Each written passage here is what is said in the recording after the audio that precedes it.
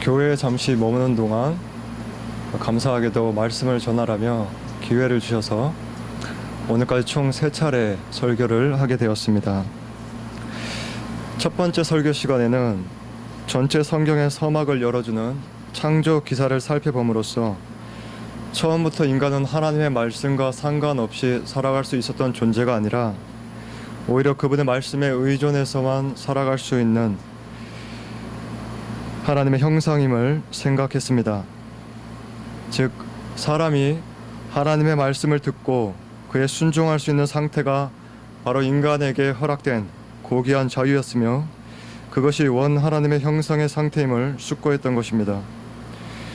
두 번째 설교 시간에는 바로 그에 뒤이어지는 막을 장식하는 타락 기사를 살펴봄으로써 인간이 옛뱀, 마귀의 유혹을 받아 선악을 알게 하는 나무의 가실, 즉 눈에 보이는 하나님의 말씀을 의지적으로 곡해하여 자신이 좋음, 선을 새롭게 규정하는 가치 판단의 주체로 등극하는 장면을 주시했습니다. 바로 그것이 타락한 하나님의 형상의 출현이었고, 이 자기 좋음, 자기 선을 끊임없이 취하려고 하는 욕망이 온 세상에 꽉 차 올랐을 때에 하나님은 바로 그 세상을 수장시킬 홍수 사건을 경고하심으로써 타락한 세상에 대한 마지막 날의 최후 심판이 어떠할지를 미리 유념케 하신 것입니다. 그리고 또 그때 우리는 타락한 시대 속에서도 하나님의 시선에서 은혜를 발견했던 한 백성의 삶을 통해서 결국 말세를 당한 신자가 과연 어디에 소망을 두어야 할 것인지 하는 주제를 함께 생각해 보았던 것입니다. 오늘은 세 번째 설교 시간으로서 이제 성경에서 가장 일목요연하게 구속 기사를 압축하여 진술하고 있는 본문을 통하여 어떻게 그토록 하나님의 뜻에서 빗나간 인간 존재가 다시금 그 귀로 하나님의 말씀을 알아듣고 그 눈을 들어 그분의 낯빛을 사모하게 되는지, 그리하여 거룩하신 이를 등진 자가 어떻게 돌이켜 그분 앞에 다시 서게 되는지에 관하여, 다시 말해 회복된 하나님의 형상의 상태에 관해 살펴보고자 합니다. 그럼으로써 창조, 타락, 구속으로 전개되는 성경의 구원 역사가 어떻게 결국에는 하나님의 말씀이 관철되어 이루어지는 역사인지에 대한 묵상을 마무리 짓도록 하겠습니다. 2000년 전 당시 세계의 중심부인 로마에서 그리스도 예수의 일로 이방인을 위하여 갇힌 자 된 옥중의 사도에게 역사상 가장 심원한 찬송이 터져 나옵니다. 찬송하리로다. 하나님 곧 우리 주 예수 그리스도의 아버지께서 그리스도 안에서 하늘에 속한 모든 신령한 복을 우리에게 주시되. 이 압도적인 계시로 충만하게 감동된 사도는 그로부터 쉬지 않고 단번에 한 문장을 늘어놓습니다. 그것이 우리가 오늘 읽은 에베소서 1장 3절에서 14절까지의 본문입니다. 이는 총 202개의 단어로 구성된 하나의 문장입니다. 형식상으로 보면 이 본문은 베레카라고 불렸던 유대 회당 예배의 찬송을 빌려 사도가 삼위 하나님께 올려드리는 예배의 표현이라고 할 수 있습니다. 그 길이와 구성에서 복잡하기로 정평이 나 있는 이 문장은 후대 성경 해석자들에게 그만큼 큰 숙제를 남겨준 본문이기도 합니다. 그렇기에 지난 세기에 우리에게 잘 알려진 설교자였던 마틴 로이드 존스 목사는 이 본문에 대한 설교만을 5년에 걸쳐 했습니다. 그처럼 적어도 이와 같이 압축적으로 서술된 신학적인 본문에 관해서는 마치 메스로 절개하여 분절한 부위를 현미경으로 관찰하는 것과 같이 철저하게 분석하는 작업이 필요할 것입니다. 또 동시에 이를 중단하지 않고 써내려간 사도의 호흡을 고려해 볼 때 이는 마치 단 하나의 악장, 곧 한 번에 연주해야만 그 의미가 확연히 드러나는 각 음률의 집합과 같이 이 숭고하고 어미로운 본문의 전망을 한꺼번에 바라보며 감명을 받을 필요도 있습니다. 다양한 설교 방식이 다 필요한 것이죠. 달리 말하면 우리는 하나님의 구원 사역을 삼위적 관점에서 각 위격의 사역을 구별하여 이해하면서도 동시에 일체적 관점에서 한 분 하나님의 사역으로 이해해야 할 필요가 있는데, 이는 바로 한 마침표로 구성된 오늘 본문의 구조가 요청하고 있는 바이기도 합니다. 그러므로 이제 우리는 이 편지를 받아든 수신자 중 하나와 같이 본문을 한 번에 살펴보도록 하겠습니다. 사도는 이 서신의 인사를 마치자마자 하나님을 찬미하기 시작합니다. 바로 우리 주 예수 그리스도의 아버지께 시선을 집중하는 것이죠. 이 사람이 여기서 먼저 하려는 일은 이 에베소 교회에 대한 자신의 견해나 생각을 나열하는 것이 아니었습니다. 그것을 전달하는 것이 아니었죠. 그는 하나님으로부터 발생한 사건, 곧 그분이 시작하신 일을 말하며 곧바로 성령의 찬송을 올리고 있습니다. 바로 그 일, 즉 하나님으로부터 발생한 사건이란 다름 아닌 복되신 그분께서 그 아들 예수 그리스도 안에서 하늘에 속한 모든 신령한 복을 우리에게 주셨다는 것입니다. 즉 복의 근원이신 하나님이 예수 그리스도 안에서 성령으로 말미암아 우리에게 주신 복이 있다는 사실을 송축하고 있는 것입니다. 사도는 이 한 구절에서 동일한 어근의 단어들을 반복해서 사용하고 있는데, 곧 찬송하리로다 라고 번역된 말은 복되신이라는 의미의 율로게토스라는 형용사이고, 복주시다는 율로게오라는 동사, 그리고 복은 율로기아라는 명사인데, 이로써 우리에게 수여되는 복의 근원이 바로 하나님이심을 찬양하는 것입니다. 복되신 하나님만이 우리에게 복을 주시는 분이죠. 그렇다면 그 복이 무엇일까요? 14절까지 이어지는 전체 내용은 바로 그 율로기아, 곧 우리를 향하신 복되신 하나님의 사역이 무엇인지에 관한 사도의 진술입니다. 즉 6절까지는 성부 하나님의 사역을, 12절까지는 성자 하나님의 사역, 그리고 14절까지는 성령 하나님의 사역을 서술함으로써 삼위 하나님의 역사가 어떻게 우리에게 바로 그 복이 되는지 그 사실을 서술하고 있는 것입니다. 그렇습니다. 먼저 이 모든 일은 하나님 아버지로부터 시작되었습니다. 우리는 이 사실을 이미 창조 사역에서도 생각했죠. 아무것도 없었습니다. 아무것도 없는 데서 하나님은 계셨고 그분이 말씀하셨으며 역사가 수반되었습니다. 그로써 세상이 있게 되었습니다. 우리는 이 사실을 이미 주목하였습니다. 그런데 그의 선행하여, 사실은 우리는 이 시간과 공간이 창조되는 시점을 기준으로 하여 그 앞에 붙는 전치사, 전해를 어떻게 이해할지도 알지 못하지만, 분명 천지를 만드시는 일을 하기 이전에 하나님은 어떤 일을 하셨습니다. 그것은 곧 예수 그리스도 안에서 우리를 선택하신 일입니다. 하나님이 선택하셨고 우리는 선택되었습니다. 이 사실에 자주 놀라십시오. 선택은 인격적 존재가 자신의 의지를 드러내는 일입니다. 보십시오. 창세 전부터 유일하게 영존하신 하나님의 의지가 여기서 발동하고 있습니다. 우리가 있기도 전에 그는 우리를 아셨으며 우리가 그를 알기도 전에 그는 우리를 선택하셨습니다. 바로 자신의 의지를 우리를 향해서 행사하셨습니다. 그러니 오늘 여러분이 이곳에 앉아 있는 일은 하나님 아버지로부터 시작된 일입니다. 분명히 여러분은 주일 아침이기에 옷을 차려입고 성경책을 들고 교회당에 나왔겠지만, 그럼으로써 여러분은 휴일에 더 넓고 더 좋은 장소에서 휴양할 수 있는 기회를 포기했겠지만, 이것은 여러분이 오늘 하나님을 선택했기 때문에 일어난 일이 아닙니다. 지금 이 상황은 하나님이 창세전에 여러분을 선택했기 때문에 일어났습니다. 그래서 우리는 여기 있습니다. 기독교는 우리가 선택하는 종교가 아닙니다. 기독교는 하나님이 모든 인생들을 선택하신 사건이며 그로써 그들의 귀로 듣게 되는 세상에 없는 소리입니다.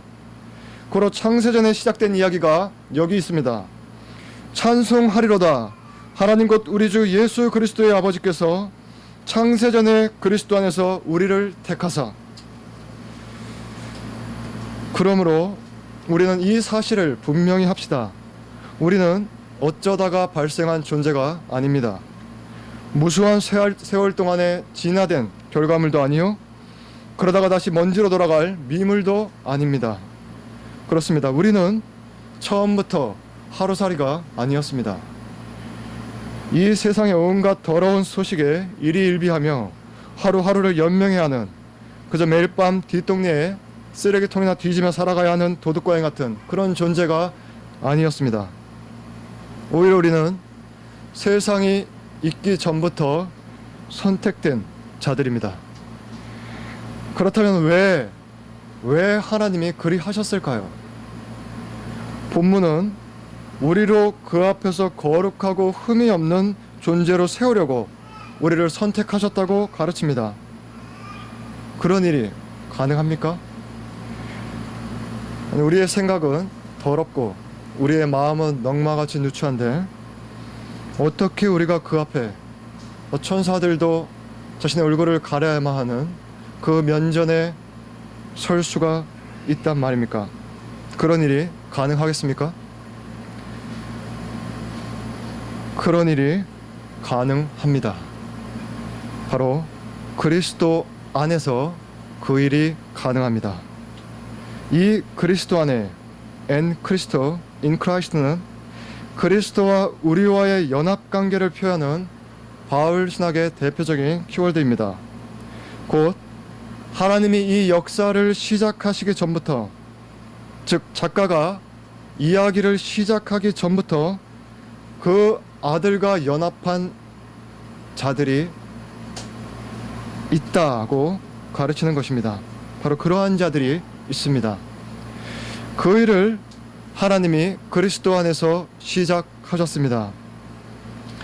그 안에서 모든 일을 작정하셨으며 그 안에는 언제나 예만 있기에, 예스만 있기에 아버지가 작정하신 즉 아들 안에서 성취되는 것입니다. 하나님은 이 일을 처음부터 기뻐하셨습니다. 즉 그 기쁘신 뜻대로 우리를 예정하사 예수 그리스도로 말미암아 자기의 아들들이 되게 하신 것이죠. 자, 그렇다면 우리는 다시 묻습니다. 왜 그는 그리하셨는가? 그것은 그 일이, 곧 그 뜻이, 그 의지의 표현이 다름 아닌 하나님의 기쁨이었기 때문입니다. 저 신학교에 들어가자마자 배운 여러 가르침들 중에 저를 매우 놀라게 만들었던 성경의 주제가 하나 있었습니다. 그것은 바로 하나님의 유도키아입니다. 즉 하나님의 기쁨, 하나님의 원하심입니다. 그것이 도대체 무엇일까요? 저에게 이 놀라움의 시작은 주일학교 시절로 거슬러 올라갑니다. 그때가 초등학교 저학년 때인지 그 이전이었는지는 알 수 없는데, 기억이 나지 않는데, 제가 한날 교회에서 별 생각 없이 찬송을 따라 부르다가 깜짝 놀란 일이 있습니다. 그래서 제가 그 찬송의 소절을 잊지 않기 위해서 흥얼거리면서 집으로 돌아가서 엄마한테 물어봐야겠다라는 생각으로 돌아갔던 적이 있습니다. 그 가사는 이것이었습니다. 너의 하나님 여호와가 너의 가운데 계시니. 참고로 여기서 너의 가운데라는 이 어구는 너의 중심에, 너의 가장 깊은 곳에 라는 뜻입니다. 그는 구원을 베푸실 전능자시라. 그가 너로 말미암아 기쁨을 이기지 못하시며 너를 잠잠히 사랑하시며 너로 말미암아 즐거이 부르며 기뻐하시리라. 이것이었습니다. 어린 마음에 여기서 너가 누구를 가리키는가 하는 문제는 둘째치고 일단 하나님이 기쁨을 이기지 못하신다라고 표현될 만큼 그 정도로 기뻐하시는 분인가 하는 사실이 상상이 안 되었던 것입니다. 하나님의 기쁨, 그보다 중요한 사태는 없습니다. 그것이 시작이요 또한 마지막입니다. 하나님이 기뻐하시는 일이 우리가 상상할 수 있는 최선입니다. 그 이상 뭐가 중요합니까? 첫 시간에 드렸던 말씀을 기억하십니까? 다시금 성경의 결론이 하나님이 보시기에 좋았더라가 되지 않는다면 그 어떤 예언과 약속이라고 하더라도 그것은 허구일 뿐이라고 했던 말을 기억하십니까? 하나님이 정작 기뻐하시지 않는다면 우리의 복음은 무엇입니까? 만일 하나님이 어떤 일을 기뻐하시지 않는다면 그 일은 우리에게 저주요, 만일 하나님이 우리를 끝내 기뻐하시지 않는다면 그때 우리야말로 썩고 부패해도 영원히 사라지지 않을 흉물인 것입니다. 그런데 그 하나님이 자기 기쁨을 따라 그리스도 안에서 자기 아들들로 예정하신 자들이 있다고 말씀하며, 더 나아가 그 목적은 바로 그들로 하여금 그가 사랑하시는 자 안에서 주어진 은혜의 영광을 찬송하게 하는 데 있다고 가르칩니다. 그러고 나서 사도는 이제 성자 하나님의 사역을 주목하도록 이끕니다. 도대체 그 안에서 무슨 일이 일어난 것인가? 앞서 하나님이 어떻게 우리를 당신 앞에 거룩한 자로 흠없이 세우신다고 하였습니까? 바로 그 수단은 그리스도 안에라고 하였습니다. 그렇다면 도대체 어떤 일이 그 안에서 일어난 것일까요? 사도는 말합니다. 우리는 그리스도 안에서 그의 은혜의 풍성함을 따라 그의 피로 말미암아 속량, 예전 성경에는 구속, 곧 죄사함을 받았다. 그렇습니다. 하나님의 방법은 값을 치르는 것이었습니다. 곧 그리스도의 피로 말미암은 구속, 이 대속이 우리를 죄의 지배로부터 해방시키는 하나님의 방법이었습니다. 우리는 죄의 노예였습니다. 우리는 원하든 원하지 않든 저 첫사람의 자손이요, 이미 주목한 바 그가 하나님의 뜻에 반역할 때에 이미 죄는 그의 머리 꼭대기에 있었습니다. 그로써 하나님의 생명으로부터 끊어진 인류는 처음부터 죽은 자로 태어나서 그 마음에 군림하는 죄의 지배 아래서 생각하고 말하고 행동하는 존재가 되었습니다. 그리하여 사람의 마음으로 생각하는 모든 계획은 항상 어려서부터 악하였으며 이는 하나님의 사람 지으셨음을 한탄하신 마음에 근심하신 일이 되었던 것입니다. 그렇듯 우리는 태어나면서부터 하나님을 결단코 기쁘시게 해드릴 수가 없는, 오히려 그 마음을 근심하도록 하는 성향을 가지고 있었으니 그것이 우리의 마음을 다스린 죄의 활동입니다. 태어날 때부터 죄가 우리의 주인이었기에 우리는 누군가로부터 따로 배우지 않아도 살인을 알고 음란을 알며 갖가지 교만과 자랑을 잘 알았습니다. 그러므로써 태어나면서부터 하나님을 대적하였던 것입니다. 하나님이 좋아하시는 것을 싫어하고 하나님이 싫어하시는 것을 좋아함으로써 그분을 대적하였던 것이죠. 그럼으로써 그분을 마음에 두기 싫어하였습니다. 그것이 죄의 본질입니다. 그러므로서 생명의 근원이신 하나님과 분리되었는데 그것이 죄의 결과인 사망입니다. 그런데 여기서 뭔가 앞뒤가 맞지 않는 일이, 아구가 맞지 않는, 원인과 결과, 인과일에서 벗어난 것 같은 일이 일어납니다. 죄의 노예 신분으로 태어나서 죄에게 종노릇하며 살아온 우리가 영원토록 하나님의 생명에서 끊어지는 사망의 삭슬 기다려야 하는데, 또 다른 한편에서 엘리 엘리 라마 사박다니 하는 일이 일어납니다. 라마 어찌하여, 이것이 하나님의 미스테리온, 곧 비밀입니다. 이 비밀을 아는 것이 지혜와 총명이며 사도는 바로 하나님이 그리스도 안에서 이 지혜와 총명을 우리에게 넘치게 하셨다고 말합니다. 이는 그가 모든 지혜와 총명을 우리에게 넘치게 하사 그 뜻의 비밀을 우리에게 알리신 것이요 그의 기뻐하심을 따라 그리스도 안에서 때가 찬 경륜을 위하여 예정하신 것이니 하늘에 있는 것이나 땅에 있는 것이 다 그리스도 안에서 통일되게 하려 하심이라. 그렇습니다. 하나님의 구속사역은 하늘과 땅의 전 피조세계를 대상으로 하고 있습니다. 바로 그 구원 역사의 중추에 그리스도의 십자가 사건이 있습니다. 이 일이 바로 하나님이 흑암의 권세에서 우리를 아들의 나라로, 아들의 통치로 옮기시고 또한 만물을 자신과 화목케 하시는 열쇠입니다. 이는 에베소서와 쌍둥이 서신으로 불리는 골로새서의 가르침이기도 합니다. 곧 그가 우리를 흑암의 권세에서 건져내사 그의 사랑의 아들의 나라로 옮기셨으니 그 아들 안에서 우리가 속량 곧 죄사함을 얻었도다. 그는 보이지 아니하는 하나님의 형상이시요 모든 피조물보다 먼저 나신 이시니 만물이 그에게서 창조되되 하늘과 땅에서 보이는 것들과 보이지 않는 것들과 혹은 왕권들이나 주권들이나 통치자들이나 권세들이나 만물이 다 그로 말미암고 그를 위하여 창조되었고 또한 그가 만물보다 먼저 계시고 만물이 그와 함께 섰느니라. 그는 몸인 교회의 머리시라. 그가 근본이시요 죽은 자들 가운데서 먼저 나신 이시니 이는 친히 만물의 으뜸이 되려 하시며 아버지께서는 모든 충만으로 예수 안에 거하게 하시고 그의 십자가의 피로 화평을 이루사 만물 곧 땅에 있는 것들이나 하늘에 있는 것들이 그로 말미암아 자기와 화목하게 되기를 기뻐하심이라. 이 통일 즉 만물을 화목케 하심은 보편 구원을 말하는 것이 아니라 사망의 권세 아래 신음하는 피조물들에게까지 십자가 사건은 그리스도의 통치를 임하게 하는 핵심적인 일이라는 것입니다.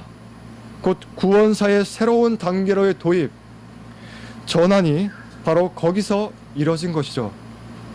그러므로 우리는 구속, 곧 죄사함을 받아 이제 아들의 통치 가운데로 이미 이전되었기에 여전히 스스로를 죄의 통치 아래서 죄를 지을 수밖에 없는 비참한 상태로 이해해서는 안 됩니다. 그것은 그리스도 안에 있는 복음의 능력을 전혀 부정하는 것입니다. 또한 동시에 우리는 아직 육신의 구속, 곧 몸의 속량을 기다리고 있는 상황으로서 죄의 지배는 아니지만 그 영향은 계속 받는 긴장 상태를 겪고 있기에 이 땅에서 완전한 성화를 이룰 수 있는 것처럼 자신을 이해해서도 안 됩니다. 이런 구원사의 구도를 성경을 연구하는 많은 학자들은 already not yet이라고 해서 이미와 아직의 긴장 구도로서 설명합니다. 즉 구약에서부터 약속된 하나님의 나라, 이 통치는 그리스도의 오심을 통하여 이미 시작되었으나 또한 그 나라, 그 통치는 그리스도의 다시 오심 때까지는 아직 완성되지 않았다는 것이죠. 그러므로 이미 시작된 그리스도의 통치에 대해 이 통치를 경시하여 마치 죄가 여전히 우리를 주장하는 것처럼, 곧 죄가 여전히 우리에 대해 왕노릇하는 것처럼 신자의 정체성을 규정하는 일은 자신을 낮추는 겸손이 아니라 그리스도의 권세를 부인하는 굴욕이며 또 아직 완성을 기다리고 있는 그리스도의 통치를 관가하여 온 피조물의 탄식 가운데 몸의 속량을 인내로서 소망하며 죄의 영향과 힘써 싸우지 않는 일도 신앙의 경주에서 넘어지는 일이 되는 것입니다. 결국 그리스도의 십자가는 죄와 사망의 지배 아래에 있던 이 땅의 구약에서부터 약속된, 구약에서부터 바라고 대망했던 그 하나님의 나라, 그렇게 예수 그리스도 안에서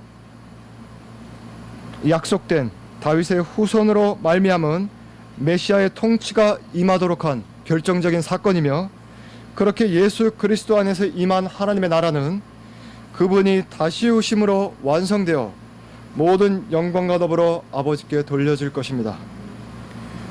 그럼으로써 하나님의 형상이었던 첫 사람이 마땅히 대리해야 했으나 실패했던 만물에 대한 통치가 마지막 사람인 예수 그리스도 안에서 비로소 실현되는 것이죠. 이 그리스도 안에서의 통일이 적어도 인격적 피조물인 인간 존재에 한해서는 보편적으로 적용되는 만인 구원이 될 수 없는 이유를 본문은 이어지는 구절에서 이렇게 밝힙니다. 곧 11절에 모든 일을 그의 뜻의 결정대로 일하시는 이의 계획을 따라 우리가 예정을 입어 그 안에서 기업이 되었으니, 이것입니다. 이 구절에서 기업은 우리에게 주어지는 분깃을 말씀하시는 것이 아니라 바로 우리 자신이 누군가에게 할당된 분깃이라고 가르치는 것입니다. 무슨 말씀입니까? 하나님은 우리 자신이 누군가의 기업이 되도록 예정하셨다는 것입니다. 즉 하나님이 창세 전에 이미 우리를 그리스도에게 할당된 나라로 예정하셨다는 것이죠. 바로 그리스도의 피로 말미암아 구속 곧 죄사함을 받은 우리가 그분의 통치를 받는 그분의 친백성이 되는 것입니다. 이와 같이 구속, 즉 내어주심으로써 통치, 즉 다스리심이 하나님 나라의 운영 방식이며, 그렇게 하시는 목적은 12절에서 반복하는 것처럼 우리가 그리스도 안에서 전부터 바라던 그의 영광의 찬송이 되게 하려는 것입니다. 그렇다면 여러분들은 이런 질문을 던질 수 있을 것입니다. 정말 이 모든 일이 과연 나에게 해당하는 일인지를 어떻게 알겠는가라는 것이죠. 좋습니다. 그런 이야기가 있으며 그것이 사실이라고 합시다. 그런데 그것이 나와 무슨 상관입니까? 내가 그에 참여하고 있는지 어떻게 알 수 있습니까? 라고 마지막으로 물을 수 있는 것이죠. 이 문제에 대해서 사도는 너희에게 있었던 일이 무엇인지를 상기시킵니다. 곧 13절에 그 안에서 너희도 진리의 말씀 곧 너희의 구원의 복음을 듣고 그 안에서 또한 믿어 약속의 성령으로 인치심을 받았다라고 말씀하는 것입니다. 만일 지금까지 여러분에게 말씀드린 이 모든 역사가 그저 한 편의 소설이었다면, 또는 지난밤의 꿈과 같이 깨고 나면 사라지는 일종의 몽상이었다면, 우리는 이 세상에서 가장 불쌍한 자입니다. 그러나 우리는 불쌍한 자들이 아니요, 우리는 미친 것이 아닙니다. 오히려 사도와 같이 이렇게 말해야 합니다. 나는 미친 것이 아니요, 말이 적으나 많으나 당신뿐만 아니라 오늘 내 말을 듣는 모든 사람도 다 나와 같이 되기를 하나님께 원하나이다. 한때 이 사람은 교회를 핍박하러 다메섹에 올라갔습니다. 바로 그 길에서 숨어 기다리던 맹수가 습격하듯이 비로소 하늘의 소리가 광명과 함께 찾아와 이 사람을 쳤습니다. 사울아 사울아, 네가 어찌하여 나를 핍박하느냐. 이 소리 앞에 이후 그리스도 예수의 사도라는 명함 말고는 다 버리게 되는 이 사람이 바로 그분 앞에서 일생 처음으로 내뱉은 말은 이것입니다. 주여 누시오니까. 이후 그의 일생은 평생 이 첫 질문을 풀어가는 과정에 다름 아닙니다. 그는 도대체 누구십니까? 여러분의 일생의 화두로도 삼으시기 바랍니다. 하늘에서 답변이 들립니다. 나는 예수라, 네가 핍박하고 있는.